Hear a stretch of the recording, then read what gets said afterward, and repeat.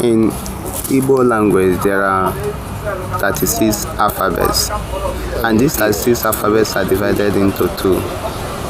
There are the consonants, that is the mbochume, and the vowels, that is the Ụdaume. The Ụdaume is further divided into two, but let us list the Ụdaume. The Ụdaume is 8 in numbers, whereas the mbochume, that is the consonants, are 28 in numbers. The 8 Ụdaumes are A, E, I, O,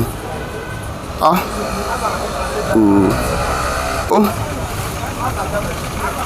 The 8 Ụdaume are further divided into two, the Ụdaume and the Ụdaume. They can be shortened as Ụdaume and Ụdarụ.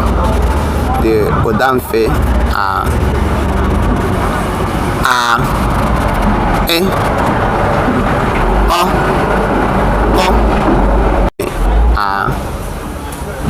A, E, I, O, and U. So these are the 8 Ụdaume and the Ụdaume. In our subsequent lectures, we'll talk about these Ụdaume and the Ụdaume and how they can be used.